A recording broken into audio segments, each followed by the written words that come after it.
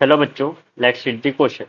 Question says, which one of the following is not currently a major cause of global reduction in biodiversity? तो basically हमसे इस question में ये पूछ रहा है कि इनमें से कौन सा ऐसा ऑप्शन है जो कि हमारी बायोडाइवर्सिटी जो कि all over the world decrease हो रही है उसका मेन कॉज नहीं है। तो अपन एक एक करके ऑप्शन एक एक करके पहले अपन ऑप्शन देख लेते हैं, फिर अपन की कंसेप्ट पर आते हैं। तो पहला बोल रहा है ओवर एक्सप्लॉइटेशन, दूसरा बोल रहा है ग्लोबल वार्मिंग, तीसरा बोल रहा है हैबिटेट डिस्ट्रक्शन, फोर्थ बोल रहा है introduction of foreign predator in disease. तो अब अपन इस क्वेश्चन के अगर की कंसेप्ट की बात करें तो की कंसेप्ट आपका होगा एविल क्वाड।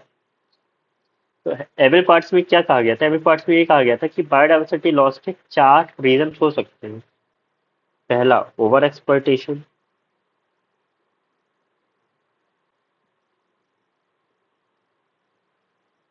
दूसरा हैबिटेट लॉस या हैबिटेट डिस्ट्रक्शन,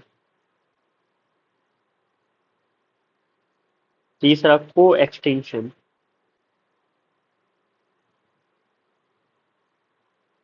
और चौथा आपका alien species invasion.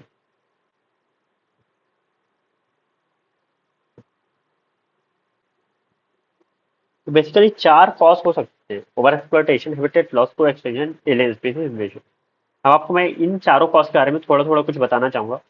Over exploitation तभी होता है जब नीड ग्रीड में बदल जाती है। आपके एनसीईआरटी की लाइन है, when need becomes greed then over exploitation ओकर।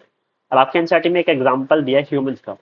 ह्यूमंस आज की रेस में इतना आगे बढ़ता जा रहा है कि वो लैंड को यूटिलाइज कर रहा है और लैंड को यूटिलाइज करना छोड़ दे रहा, और लैंड को ज्यादा यूटिलाइज करने के कारण क्या हो रहा है, जहाँ की जो स्पीसीज है वो डिस्ट्रॉय हो रही।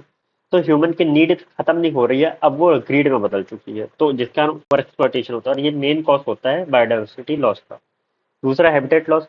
आज ह्यूमन सब जगह जा रहा है और वहां के लैंड को यूटिलाइज कर रहा है, तो वहां पास की जो स्पीसीज है उनका हैबिटेट का लॉस हो रहा, तो जिसके कारण भी होता है क्या, आपका बायोडाइवर्सिटी लॉस। तीसरा है कोएक्सटिंक्शन। कोएक्सटिंक्शन ऐसे स्पीसीज के बीच में होता है जो स्पीसीज आपस में लिंक होती है, जो कि आपको म्यूचुअलिज्म में देखने को मिलता है। एलियन स्पीसीज इन्वेजन, अगर कोई फॉरेन स्पीसीज किसी नेटिव स्पीसीज की जगह पर आ जाती है तो वहां पास की जो नेटिव स्पीसीज होते हैं उनके बीच में कंपटीशन बढ़ जाता है।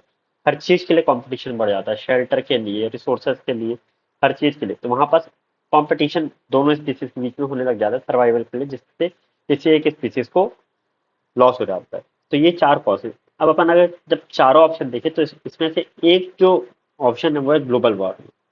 तो ग्लोबल वार्मिंग के कारण ज्यादा बायोडाइवर्सिटी का लॉस नहीं होता, होता है लेकिन ज्यादा नहीं होता। तो इस क्वेश्चन का आंसर क्या होगा? Option B. I hope you understood well. Thank you.